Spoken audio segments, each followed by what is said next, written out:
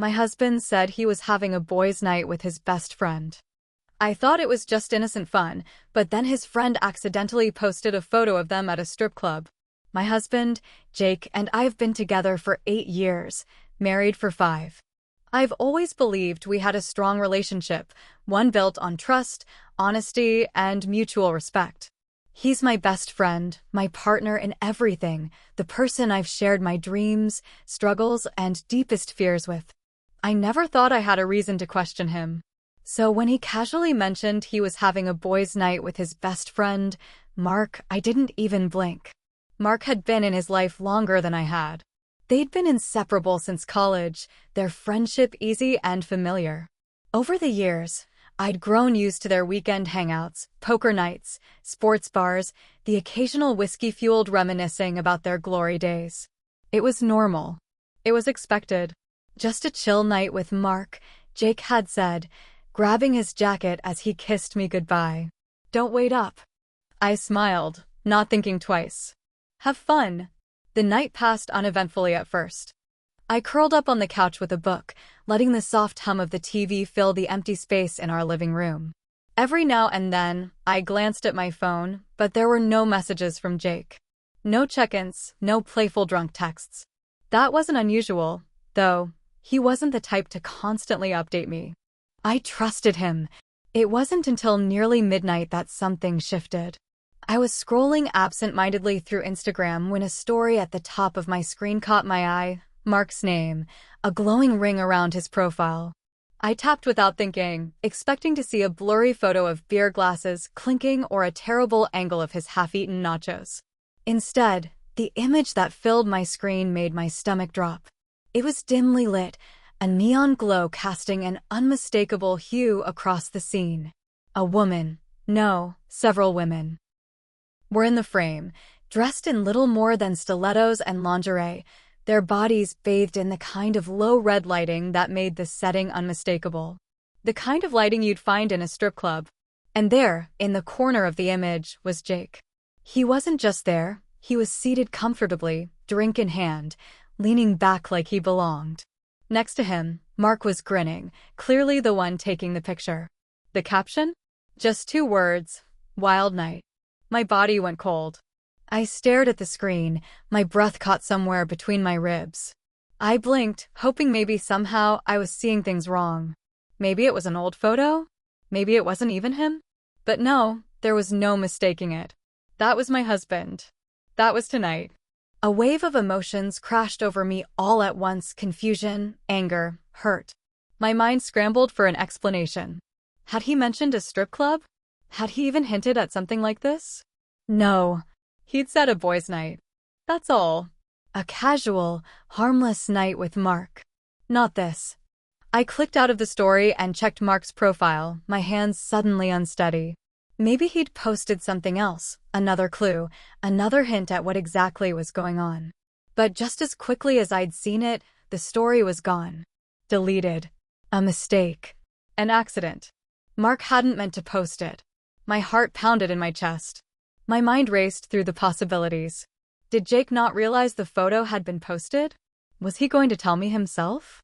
Or had he planned to come home, kiss me goodnight, and let me go on believing his innocent lie? I checked Jake's messages. Nothing. Not a single text. I swallowed the lump in my throat and forced myself to take a breath. I could call him right now. Demand an explanation. But something inside me hesitated. I didn't want to hear his voice, not yet. I didn't want to hear whatever excuse he was about to come up with. Instead, I stared at the screen, the image burned into my mind, and waited. Waited for the moment he'd come home, completely unaware that I already knew. I sat there, phone still clutched in my hand, my pulse hammering in my ears. The image was gone now, erased as if it had never existed, but it was too late. It was burned into my mind. The red glow, the barely dressed women, the way Jake sat there so comfortably, as if he belonged. As if he hadn't lied to me before walking out the door tonight. I could have called him. I could have sent a message, something short and cutting, where are you really? Or maybe just a screenshot of the picture, let him dig himself out of his own grave. But I didn't. I wasn't ready to hear his voice, to hear whatever excuse or half-truth he'd try to spin. No, I wanted to see his face when he walked through that door, completely unaware that I already knew. So I waited. Minutes stretched into an hour. Every sound outside made my heart jolt. Every passing car, every distant laugh, every creak of the house settling. My mind wouldn't stop racing, replaying every conversation we'd had about tonight. Had there been signs? Clues I'd ignored? Jake had been so casual, so normal when he left. Was it a last-minute decision, or had he known all along where the night would lead? Finally, just past 2 a.m., I heard the familiar rumble of his car pulling into the driveway. My stomach twisted. This was it. The front door opened, and there he was, Jake, my husband, the man I thought I knew. He stepped inside quietly, probably thinking I'd already gone to bed, but the moment he saw me sitting there on the couch, his expression shifted. "Hey," he said, his voice low, careful. "Why are you still up?" I didn't answer right away. I just stared at him, watching. He looked tired, slightly buzzed, but not completely drunk. His hair was slightly disheveled, his shirt a little wrinkled, but nothing obvious, nothing that screamed guilt. If I hadn't seen the photo, I wouldn't have suspected a thing. But I had. "How was your night?" I finally asked, my voice deceptively even. Jake exhaled as he set his keys down. "It was good. Just hung out with Mark for a bit, had a few drinks. Nothing crazy. Nothing crazy." I felt something inside me snap. I didn't even hesitate. I picked up my phone, unlocked it, and turned the screen toward him, the brightness cutting through the dim room like a knife. "You sure about that?" The color drained from his face. For a moment, there was nothing but silence, thick and suffocating. His eyes flicked to the screen, widening as he took in the image. The image that wasn't supposed to exist anymore.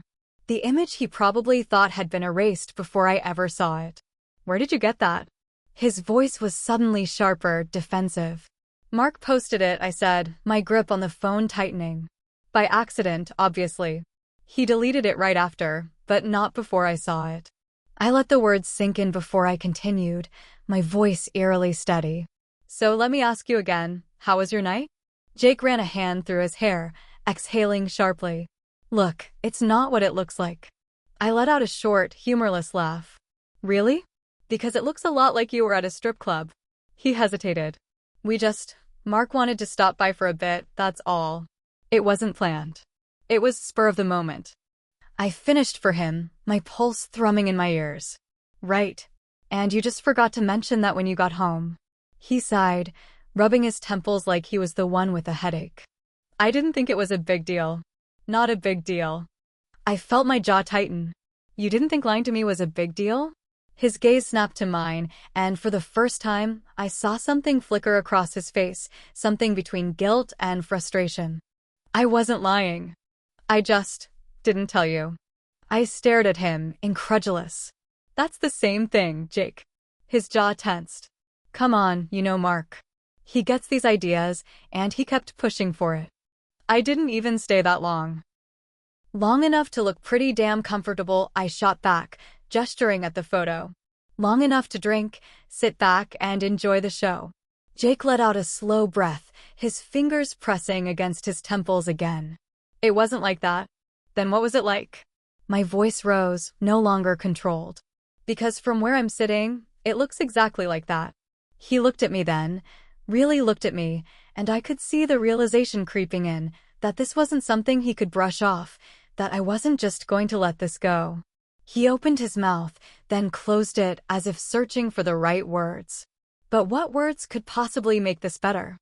I shook my head, standing up, the air between us heavy with something I couldn't even name. Disappointment? Betrayal? A deep, sinking feeling that this moment, this night, was a crack in something I had once believed was solid. "Did you ever plan on telling me?" I asked finally, my voice quieter now, but no less sharp. He hesitated, and that hesitation told me everything. I didn't wait for his answer. I turned, my chest tight, and walked past him, heading for our bedroom. I needed space. I needed to breathe. I needed to figure out if I could even look at him the same way again. I shut the bedroom door behind me, but it did nothing to block out the storm inside my head. My heart was still pounding, my skin hot with frustration, betrayal, disbelief. Jake was still in the living room. I could hear the sound of him exhaling, his weight shifting as he paced. He hadn't followed me, not yet. I sank onto the edge of the bed, gripping my hands together so tightly my knuckles turned white. Had I really just lived through that? Had Jake really stood there and tried to downplay everything, acting like I was overreacting? I squeezed my eyes shut, replaying it all in my mind. The casual way he walked in, the way his face drained when I showed him the photo. Where did you get that? Not I'm sorry, not even let me explain. His first instinct had been damage control. And that said everything. I heard his footsteps approach the bedroom door, then a long pause. For a second, I thought he might leave me alone, let the silence settle between us for the night. But then he knocked lightly before pushing the door open. I didn't look at him. Can we talk? His voice was quieter now, careful. I let out a slow breath. That's all you've been doing, Jake. Talking. The problem is, I don't know if I believe a single word of it. He sighed and walked in further, sitting down across from me on the edge of the bed. I could feel his eyes on me, but I kept staring at the floor. It wasn't some big, planned-out thing, he said, his voice lower. Mark brought it up last minute, and yeah, I went along with it. But I wasn't there to do anything. I didn't touch anyone, I snapped my head up, my eyes locking onto his. You think the issue is whether you touched someone? I let out a bitter laugh. Jake, the problem is that you lied. You deliberately let me believe you were doing one thing while doing another. If Mark hadn't posted that photo, I never would have known. You would have come home, kissed me goodnight, and pretended everything was fine. He rubbed his hands over his face. I didn't think it mattered. I knew you wouldn't like it, and I didn't want to deal with a fight over something that meant nothing. Nothing. The word tasted bitter in my mouth. That's how you see this? A small thing that doesn't matter. Yes, he said, too quickly. Then, realizing how it sounded, he exhaled and tried again. I mean, no, I don't mean it like that. I just what? I cut in. You didn't respect me enough to be honest? You figured it'd be easier to do what you wanted and keep me in the dark. Jake ran a hand through his hair, frustration creeping into his face. Come on, you know Mark. You know how he is. He kept pushing it, saying it'd be fun, that we weren't doing anything wrong. It wasn't some betrayal. Except it was, I shot back. Because you let me trust you while you did something behind my back. That's a betrayal, Jake. He opened his mouth, then closed it, and for the first time all night, I saw real uncertainty in his face. Like he was realizing this was bigger than he'd thought. I swallowed hard, my voice softer now, but no less firm. If it was nothing, why hide it? If you truly believed there was nothing wrong, why not just tell me where you were? Silence. And that was my answer. Jake exhaled, his shoulders slumping. I don't know. I shook my head, a hollow feeling settling in my chest. That's not good enough. For the longest time, neither of us spoke. The weight of everything sat between us like an invisible wall. I could feel the distance growing, stretching further than it ever had before. I wanted to believe him. I wanted to tell myself that this wasn't a big deal, that maybe I was overreacting. But deep down, I knew better. This wasn't about one night at a strip club. This was about trust. About respect. And tonight, both had been shattered. Jake leaned forward, resting his elbows on his knees. I love you, he said quietly. That hasn't changed. I swallowed against the lump in my throat. But I don't know if I can trust you. His head snapped up at that, real panic flashing in his eyes. Of course you can. I let out a breath, shaking my head. Jake, I'm not saying you cheated. But you made a choice tonight. You chose to lie. You chose to do something you knew would hurt me and only cared about covering it up when you got caught. I felt my voice waver but pushed forward. How do I trust that won't happen again? He didn't answer right away. And that silence crushed me more than anything else. I stood up, wrapping my arms around myself. I need space. He frowned, standing up too. What do you mean? I mean I need time to think. Because right now, I don't know how to move forward from this. Panic flickered across his face. Come on, don't do this. It was a stupid night. A mistake. But it doesn't mean anything. It's not worth. I held up a hand. Stop telling me what is and isn't worth it. You don't get to decide that for me. His mouth snapped shut, and I could see the frustration, the helplessness. But I couldn't worry about how he felt right now. I had spent all night reeling from his choices. Now, it was time for me to make mine. I grabbed my overnight bag from the closet, my hands moving on autopilot. I wasn't leaving for good. I wasn't making any permanent decisions yet. But I couldn't stay here, not tonight. Not when everything felt so raw. Jake watched, his expression unreadable. Where are you going? I met his gaze, my heart aching in ways I couldn't describe. Somewhere I can think. He exhaled, rubbing a hand over his face, but he didn't stop me. Maybe he knew he couldn't. I grabbed my keys and walked to the door, pausing only for a moment. I don't know what this means for us, Jake. But I know things can't go back to the way they were. He looked at me, something desperate in his eyes. I'll fix this. I swallowed, my throat tight.